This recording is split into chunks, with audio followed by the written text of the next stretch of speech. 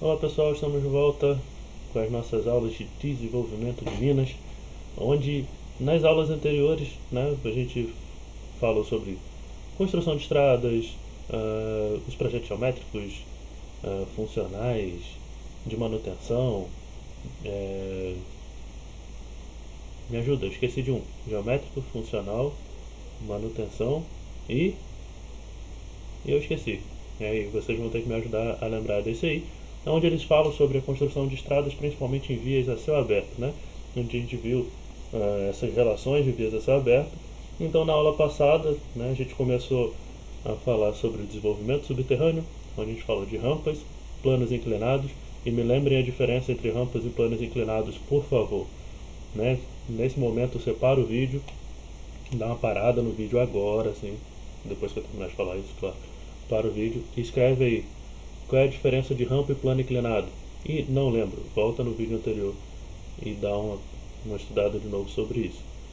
Além disso, a gente falou um pouco também. A gente falou de rampas, planos inclinados e de drifts, onde a gente terminou, né, basicamente nessa imagem aí dos nossos drifts, as aberturas ah, verticais, horizontais, verticais é um chato, umas aberturas basicamente horizontais, que elas podem ser primárias ou secundárias. Primárias principalmente na construção de túneis. Secundários, dentro da mina a gente tem diversos drifts dependendo dos seus tamanhos, eles vão para travessias, travessas, galerias, né? Então a gente tem travessões, que aí dependendo do tamanho de cada um deles, eles recebem um nome específico. Mas como eu já tinha falado para vocês, essa abertura principal aqui, ela é bem perigosa, né? Como eu mostrei para vocês, o material terroso, né, nessa parte superior aqui, ela traz um certo risco. E aí eu até falei sobre essa parte superior aqui, ela traz um certo risco. E eu até falei sobre as cambotas metálicas, na verdade, ou arcos metálicos que são utilizados para proteger esse emboque inicial. Então, por conta disso, eu trouxe isso aqui para Ahora vocês. saygındı. Geri çekilin kapıdan çıkar. Ulan camiden daha yavaş abi.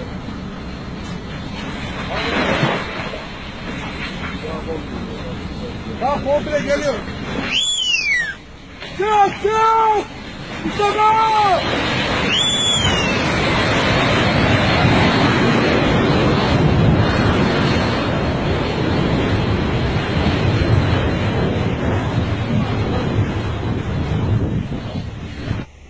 Visualmente, deu ruim, né?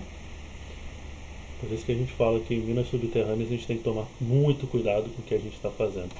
Mas, vou só tirar minha carinha daqui.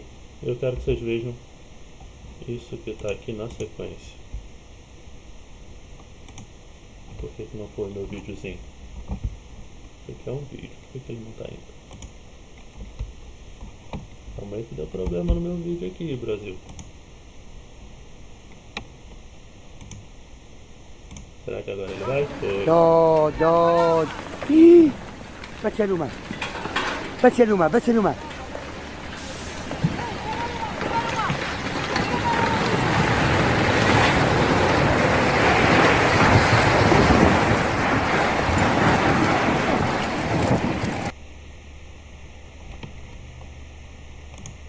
E aí, meus amigos, o que vocês me dizem sobre essas duas situações dos emboques iniciais? Lembrando, esses emboques podem ser, esses emboques, eles podem ser para drift ou qualquer outra abertura, né, que tenha o uso de equipamentos a pneu, por exemplo, que passem por eles. Né? Então pode ser um drift, um plano inclinado, uma rampa e assim por diante. Então a gente tem que tomar muito cuidado nesse nosso desenvolvimento. Né? Como a gente está falando aqui da abertura de vias e tal, é importante que a gente entenda o que está em cima da nossa cabeça, não é verdade? Então por isso que a geomecânica ela é tão importante nesses casos específicos, porque ela vai dar pra gente a noção de como que vai estar funcionando essa nossa estabilidade, tá ok? Então a gente tem que observar isso e sempre estar muito bem preparado para evitar com que os acidentes venham a acontecer. Sempre tenha em mente, nós somos os responsáveis pelas atividades e por quem está trabalhando nelas. Se acontecer um acidente, a gente, no mínimo, assume a corresponsabilidade sobre essas atividades. Então a gente tem que estar muito bem preparado para evitar que elas aconteçam e que a gente seja responsabilizado. Tudo bem, pessoal? Então, só recapitulando, a gente viu na aula passada plano inclinado, rampa e os drifts. E por esse motivo, dando continuidade, hoje a gente vai falar sobre os shafts, que são aberturas verticais ou subverticais, que fazem a ligação da superfície aos trabalhos subterrâneos. Lembrando, como o próprio texto fala, elas são aberturas verticais ou subverticais, tá? Então a gente tem umas variações no nosso shaft. Ele pode ser utilizado para transporte de pessoal ou para elevar o minério explotado das aberturas subterrâneas até a superfície, ou então eles também podem ser utilizados para movimentação de equipamentos, tá bom? Então aqui, por exemplo, a gente vê a parte inicial da abertura de um shaft, e se vocês observarem essa parte aqui de cima, é como se fosse o nosso emboque de um drift, tá? Isso aqui é chamado de colar. Esse colar ele tem que ser muito bem estruturado, muito bem protegido, porque é no colar que a gente vai ter o risco de fechamento, é onde tem mais risco por conta da superfície estar mais intemperizada. Então o colar ele tem que ser muito bem estruturado, tá? Então a partir do colar a gente vai fazendo as aberturas subterrâneas, assim como a gente pode ver nesse videozinho que segue.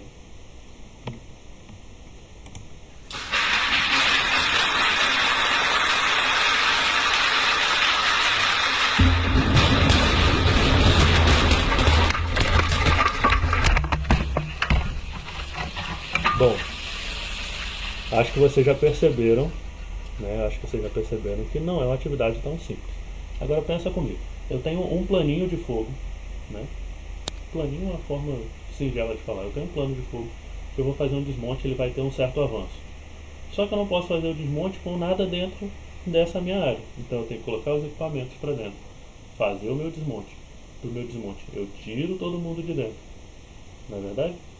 Depois que eu tirei todo mundo de dentro, eu posso fazer o meu desmonte. Desmontei, desço com todo mundo de novo. Retiro o material que foi desmontado. Faço a estabilização das paredes. Retiro o material que foi desmontado. Faço a perfuração. Carrego a perfuração. Coloco o explosivo. Tiro todo mundo. Detono de novo. Então imagina como esse processo é lento. Como esse processo é dificultoso. Por isso que a teoria fala pra gente que não devemos aprofundar shafts, né? Porque é complicado, é complexo, né? Então é muito difícil a gente ficar fazendo todos esses processos para chegar a uma certa profundidade pelo shaft, né?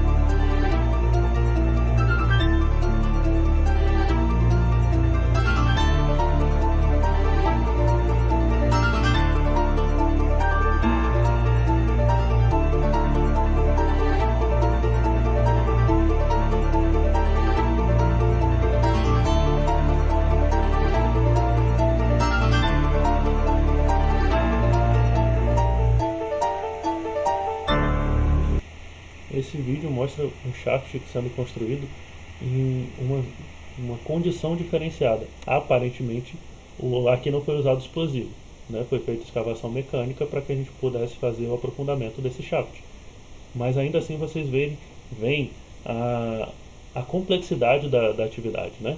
Como é difícil de você fazer isso tudo, de você estar aprofundando, de você ter que revestir, e você ficar com um monte de gente trabalhando ali, você precisa de grua para retirada de material. É complexo você fazer um shaft, né? Não é uma abertura tão simples. Mas depois que ele está aberto, a gente pode ver nesse vídeo aí como é que funciona o transporte, por exemplo, por um shaft. Isso aqui é chamada de shaft station, ou estação do shaft, ou poço vertical, ou eixo ou poço vertical, né? Então aqui o pessoal está lá no final do turno, fica esperando a hora de entrar no shaft, né?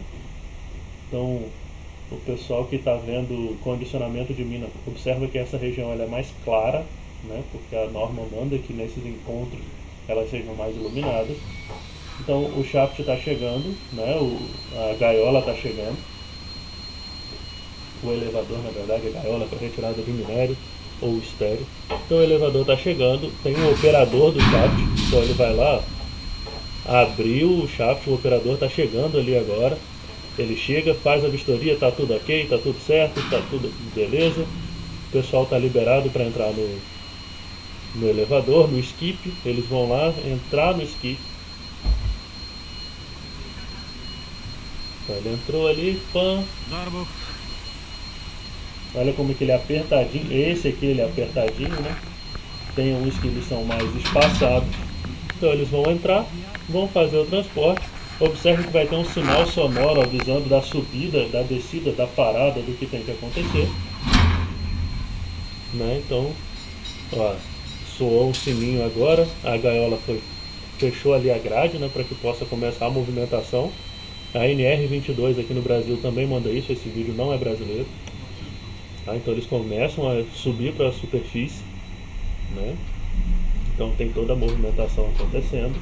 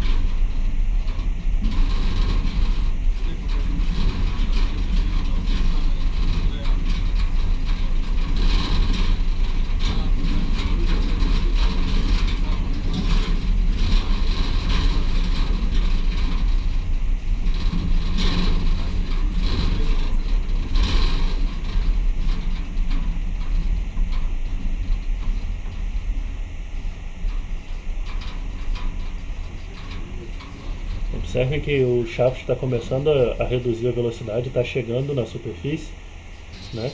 A grade abriu, mas vocês observem que o shaft ele subiu um pouquinho mais do que ele deveria. Então veio o aviso sonoro que era para as pessoas não saírem de dentro do shaft. Então ele fechou de novo, tá? Ele ia descer o shaft um pouquinho, então o shaft desce para uma situação segura. Agora sim todo mundo pode descer. O operador do guincho vem e observa que está tudo certo e as pessoas estão autorizadas a sair do shaft. No entanto, pessoal, vocês vão ver, para quem já viu isso comigo em Lavras de Minas Subterrâneas ou para quem não viu ainda, né, que o shaft ele tem uma mesma abertura, pode ter a retirada de material, pessoas e equipamentos. Então, ainda que ele possa ter uma seção redonda, vocês observaram aí que a gaiola ela é retangular, porque do outro lado pode ter, né, uma gaiola para retirada de minério, por exemplo, de maior tamanho, e os contrapesos também que vão dentro dessa estrutura toda. Tá? Então, os elevadores no shaft eles são chamados de head frames. Tá? Head frame, H-E-A-D-F-R-A-M-E, head frame. Tá? Então nesse head frame ele tem várias coisas diferenciadas dentro dele. Beleza? Então aqui ó, a gente tem, no caso, a estação, né, do guincho, aqui dentro o shaft especificamente e por onde vem os cabos de aço para fazer a movimentação, né? Ó, cabo de aço aqui, cabo de aço do lado de cá para fazer a movimentação. Isso aqui é uma simulação de como ficaria o shaft no futuro, né? O head frame do shaft no futuro. Então aqui vocês podem ver o elevador e as pessoas aqui na shaft station, nesse caso na superfície, para que eles possam descer até o subterrâneo.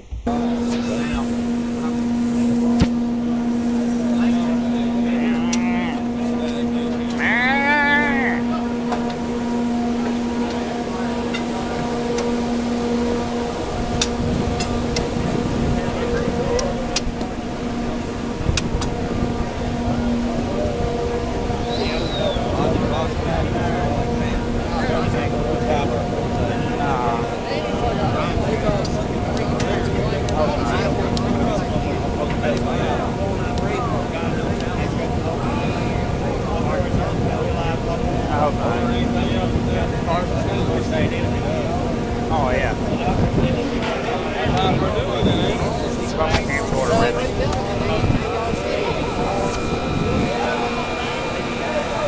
What say, brother? There's Jimmy. What's up, Jimmy?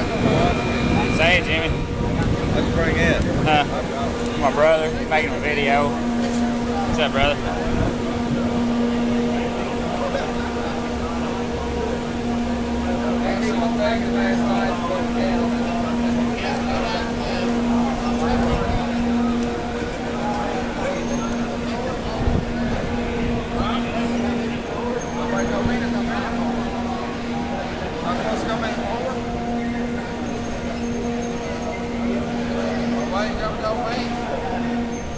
Hold down.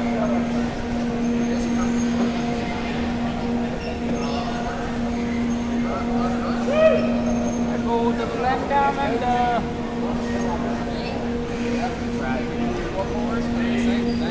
Então vocês podem ver aqui o pessoal descendo aqui no shaft, né? Então o shaft tá descendo aqui nesse caso específico, né? E aí vocês podem ver que tá escuro, né? Mas eles ainda não chegaram no final do shaft. Tá bom, pessoal? Então esse videozinho que vem agora é o videozinho clássico da gente, né? Da perfuração do shaft, só para mostrar que quanto mais você vai perfurando, você vai aprofundando, você vai enchendo as laterais para estabilizar, né? Você continua aprofundando, você continua enchendo as laterais para estabilização. Então aqui a gente consegue ver mais ou menos o procedimento, o processo por inteiro, né? Então, você está lá, você está aprofundando, você vai colocar nas gaiolas, né? Você vai colocar os baldes para transporte do material, né? E aí você consegue ter a segurança do que você está fazendo. Aqui ele estabiliza nas paredes, finca no chão, né, para garantir, né? Então você vai fazendo todos esses procedimentos até que você tenha toda a perfuração do seu shaft. Olha aqui, os baldes para retirada do material desmontado, tá ok? Então olha a dificuldade que não é para cada desmonte que você tem que fazer, né? Tem que estabilizar tudo, perfurar de novo, continuar retirando o material de dentro da lavra e assim por diante, né? Então a gente tem que tomar bastante cuidado durante todo esse processo de construção de um shaft, tá bom? Então aqui a gente está continuando a nossa atividade, né? Eu não lembro qual foi a turma que eu falei isso, mas o Tonhão já falou que uma vez ele ficou aqui, né, durante uma visita, durante o desmonte ele estava aqui em cima, pressão acústica danada para cima dele, né? Isso bem antigamente, quando as normas de segurança não eram tão rígidas como hoje em dia, né? Mas aí a gente tem atividades acontecendo para o aprofundamento de um shaft.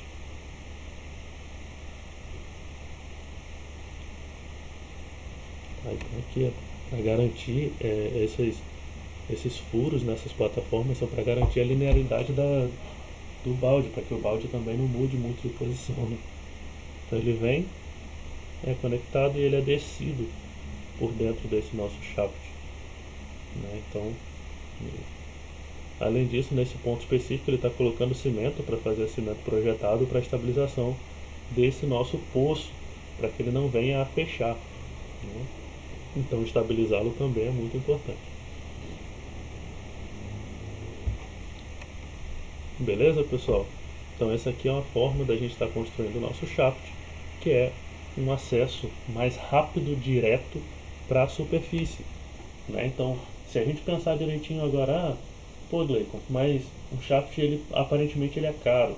É, bastante caro, muito caro.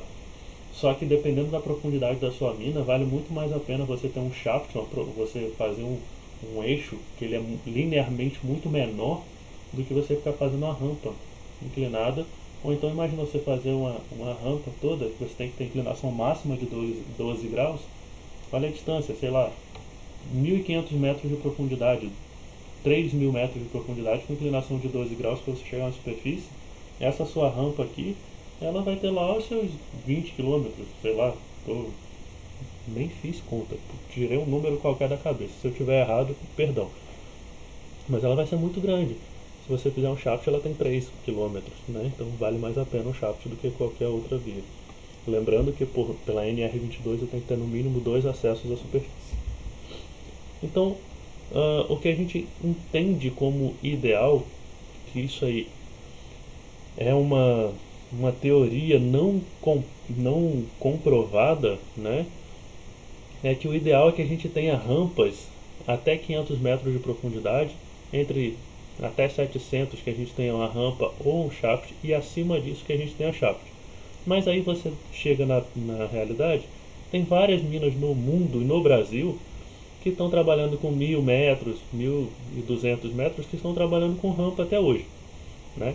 Então a gente vê que isso não é bem o que tem que ser feito. Se vocês olharem, tenham a curiosidade de procurar a mina de Chuquicamata, né, da Codelco no Chile, aonde eles fazem o transporte deles todos por plano inclinado a mais ou menos 2.000 metros de profundidade, né? Pode colocar no YouTube Codelco Chuquicamata ou El Teniente, que é a nova mina que eles estão abrindo lá. É por plano inclinado, profundíssimo, né? Porque para eles vale mais a pena, mas claro, eles também têm shafts. Nesse caso específico, o plano inclinado é para retirar o material. Para acesso de pessoas, eles fazem pelo shaft, né? Mas eles têm de tudo. Então, o que depende realmente é do seu bolso, né? O quanto que você está disposto a gastar para fazer esse tipo de atividade, tá? Mas o que a gente indica é que não use rampas muito profundas, porque se torna um custo muito alto.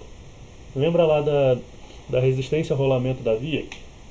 Pensa comigo, eu estou aqui 10 graus, tá? Pro meu equipamento tá subindo 10 grauzinhos, pô, suave. A gente sabe lá que o ideal é de 8 a 12, podendo chegar a 15, dependendo do equipamento pode até passar um pouquinho. Mas eu estou ali nos 10 grauzinhos. Só que eu preciso subir 1.000 metros de profundidade, né? A resistência ela se torna cada vez mais alta, isso que termina gerando custos maiores de combustível, de manutenção do nosso equipamento, porque você vai estar forçando muito mais. O seu tempo de ciclo do equipamento ele se torna muito maior, muito maior. Então você precisa de mais equipamentos. Se você tem mais equipamentos, você tem mais justa. Se você tem mais justa, você tem mais tempo de parada. Se você tem mais tempo de parada, assim por diante. Entenderam o que eu quis falar? Mas, além disso tudo, quanto mais equipamento eu tenho, mais ventilação. Quanto mais ventilação eu tenho, mais gasto. Tá todo mundo misturado nesse meio. Então o ideal é que a gente evite o máximo possível ter rampas muito profundas. Tá ok, pessoal? Então, ainda que a gente saiba que há essa relação, o ideal é que a gente sempre analise um contexto por inteiro, tá? Porque é o contexto por inteiro que vai fazer a gente ter a tomada de decisão.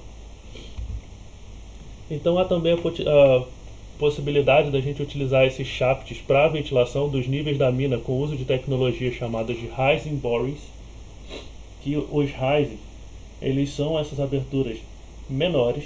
Então a gente pode brincar, eu acho que eu nunca tinha brincado com isso, eles são mini shafts, tá? Que eles acontecem dentro das minas, que muita gente chama eles de chaminé também.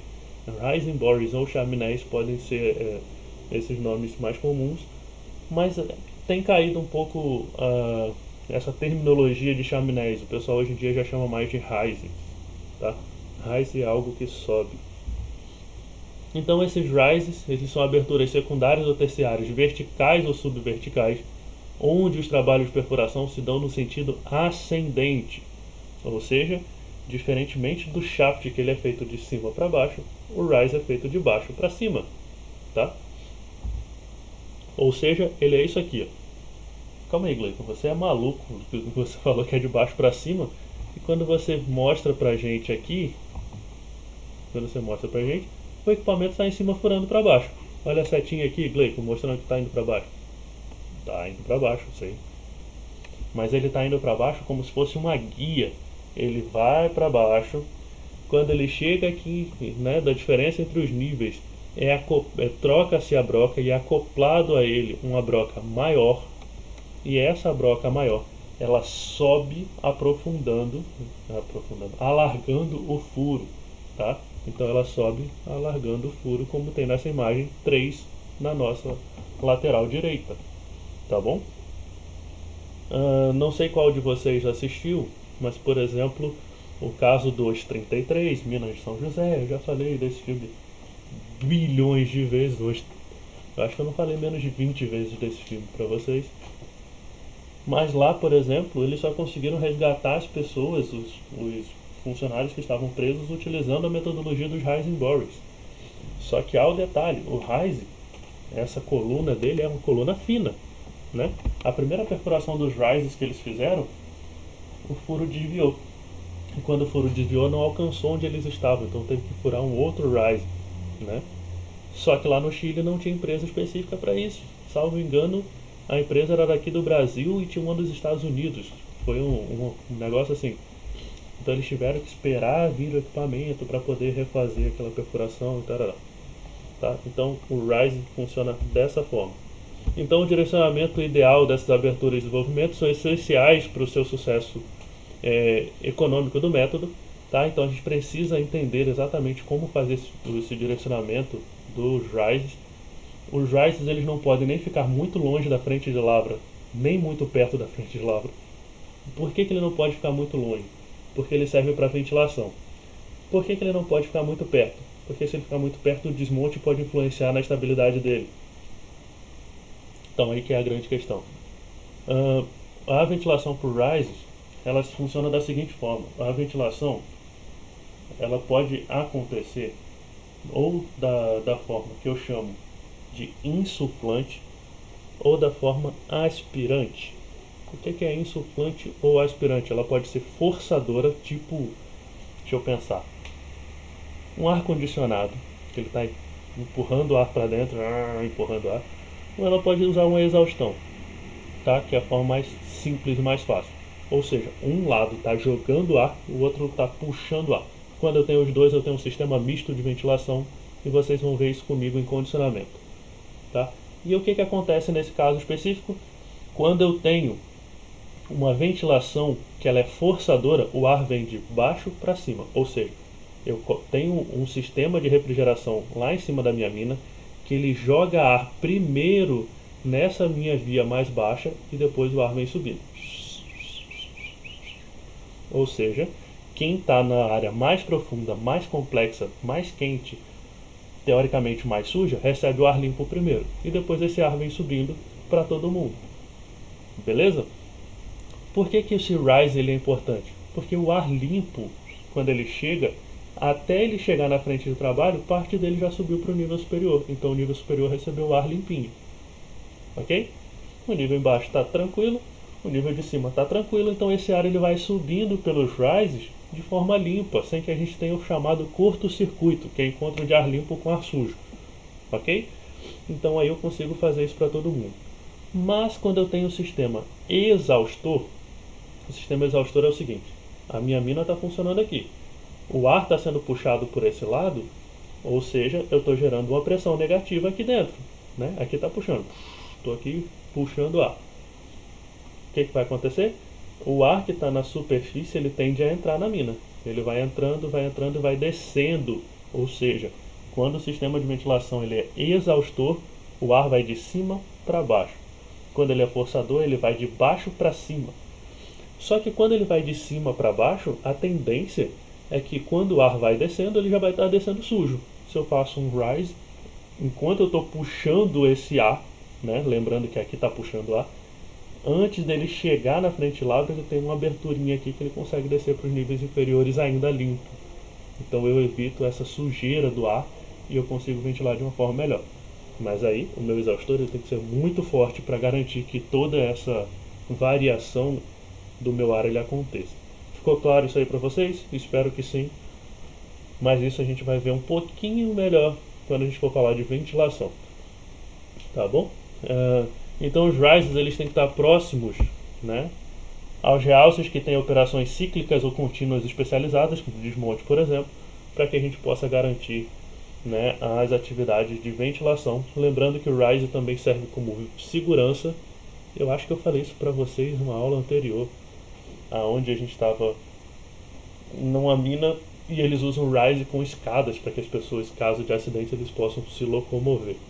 Eu falei isso para a turma de desenvolvimento, de condicionamento.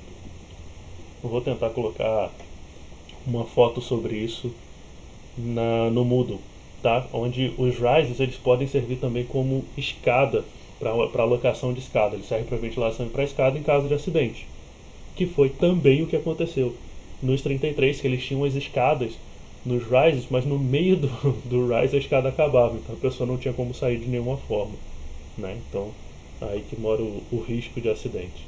Vocês vão ver isso em condicionamento comigo também, para quem ainda não viu condicionamento.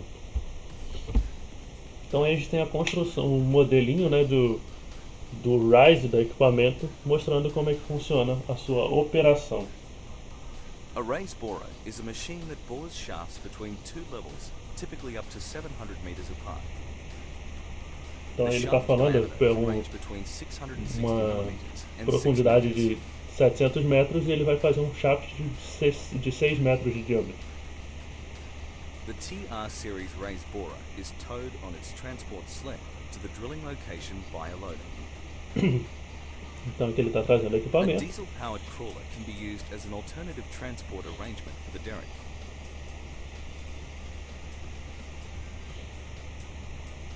Então ele pode ser arrastado, ele pode ser por esteira, que é o que ele está falando aqui. Você coloca ele na posição que você quer. The derrick is erected using the erector cylinders mounted on the back of the sled. The control station and power pack are positioned near the derrick with interconnecting hoses attached, and the rod rack is placed adjacent to the derrick.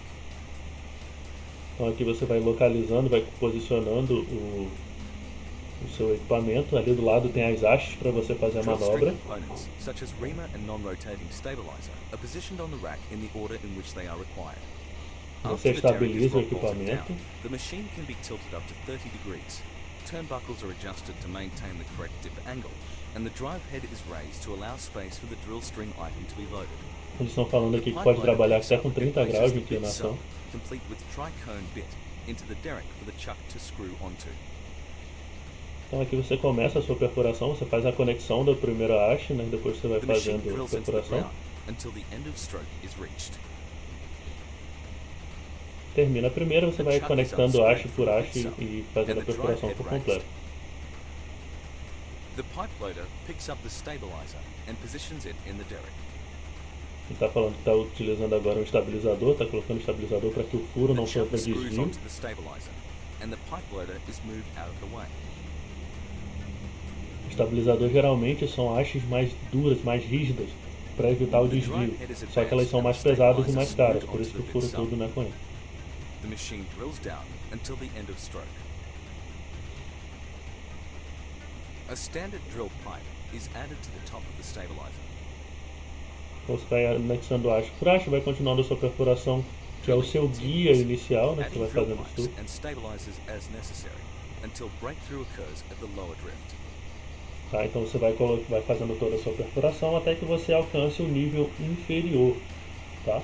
Depois que você alcança o seu nível inferior, aí sim você vem com a The bit broca sub is maior, removed from the drill string. tá? The reamer is placed on E the ground você beneath the encaixa pilot ela and drill string. no seu, The drill no string is seu, na lowered sua and haste. screwed onto the reamer. Raise boring commences as the drill string is pulled back up, and drill rods are removed piece by piece as raise boring continues upwards. Você vai Cuttings fazendo a fall down the perfuração hole to the lower drift. ascendente. Cuttings tá? are picked up and removed by E aí loader. você consegue já fazer a retirada do material que foi desmontado. Certo, pessoal? Então aqui ó, a gente tem um rise, né? Ele pode ser de diversos tamanhos. né? Esse aqui é um rise bem grande. No que aconteceu no caso da mina de São José, o rise ele tinha, salvo engano, era 1,5 m, né? Sei lá, a largura do 1,5 m. Ele tinha 1,5 m, mas eu acho que era um pouquinho menor, porque eu lembro que as pessoas não entravam direito, eles tinham que ficar meio apertados. Quem assistiu o filme me lembra disso depois, mas eu sei que ele era muito menor do que dessa imagem que a gente tem ali, né? Olha aqui, mostrando como é que funciona os bits de perfuração do rise e depois como ele já está na função de operação.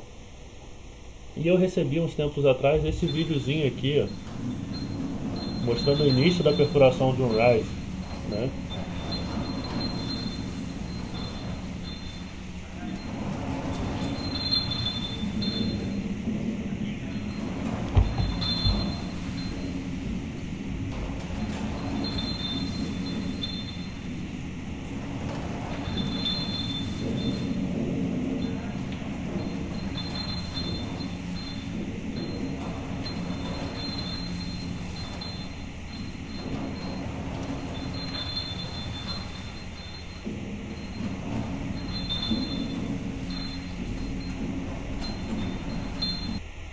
Então aqui ele já está no início da sua atividade de perfuração, depois ele vai alcançar a velocidade dele realmente de perfuração até que ele consiga fazer toda a subida do equipamento. Tá? Então aqui está sendo garantido que ele vai fazer a perfuração por completo desse nosso furo. E a gente tem que garantir também a estabilidade, né? Para que não tenha nenhuma subsidência nesses pontos específicos, que não venha a fechar, porque aí pode gerar um problema muito grande. Por isso que eles têm que ficar longe das áreas de desmonte. Tá? Além dos rises, a gente tem os ore pass, or minério pass, passagem do minério, que algumas pessoas podem chamar de chute. Tá? Elas são aberturas verticais ou subverticais, onde os materiais são lançados até o local do transporte, onde você vai fazer uma abertura. Pensa comigo, se o rise ali ele pode ser subvertical, por que não fazer com um sistema de rising board? Ali, possibilidade, até 30 graus para você fazer. Então você faz essa abertura e depois você despeja o minério ali dentro. Então aqui é um ponto específico que você carrega o minério nessa caçamba e essa caçamba joga sobre esse ore pass. O ore pass ele serve também para ligar níveis, para que você tire o minério de um ponto específico, de um nível mais alto, coloque todo no nível mais baixo e só faça o transporte para a superfície através desse único nível. E aí, por exemplo, você pode ter nesse ponto mais baixo um britador, né? Que você pode fazer a britagem do seu material e essa britagem você subir com um minério mais fragmentado. Então você tem uma britagem primária dentro da sua mina, você já está garantindo com que você tenha menos esforço, né? Que você ganhe, por exemplo, na capacidade volumétrica de carga. Com os fragmentos maiores você tem um empolamento maior, então o seu volume aumenta. Quanto mais você fragmenta, menor os espaços vazios, você consegue subir com mais material, mais eficiente o seu transporte. Tá bom? E os tipos de acesso em minas subterrâneas, a gente sabe que os acessos de serviços subterrâneos podem ser através de poços verticais inclinados ou em túneis, e nesses tipos de acesso são desenvolvidos de maiores seções para ingresso e regresso de equipamentos e pessoal, com uma simetria de traçado de acordo com o layout planejado e locações diversas diferentes do que a gente tem para pesquisa e exploração, distinguindo-se daquelas mais pela finalidade do que pela natureza. Por exemplo, eu vou falar do túnel rodoviário, que geralmente você tem aquele túnel rodoviário, você quer 3, 4, 5 faixas, então ele tem que ser muito grande. Enquanto você está construindo, você faz um pequenininho do lado que é para auxiliar. Tá? Depois que ele termina, beleza, você fica com o túnel principal e o auxiliar do lado para manutenção, alguma coisa nesse sentido. Acontece com frequência. Tá? Então os tipos de acesso que a gente tem, por exemplo, quando tem terreno plano ou pouco acidentado. Aí nesse caso específico a gente tem que ver como é que está o nosso corpo mineralizado. Para corpos verticais ou horizontais, que eles não têm inclinações abruptas, ou aqui, você pode fazer um desenvolvimento vertical fora do corpo, com o shaft, por exemplo. Para corpos já inclinados, a gente tem que fazer um poço na vertical. Então a gente faz o poço vertical ou ele inclinado, passando por dentro ou fora do corpo, né? Ou na capa e lapa. Lembrando, capa-lapa, o que está por cima, o que está por baixo desse corpo mineralizado na nossa encaixante.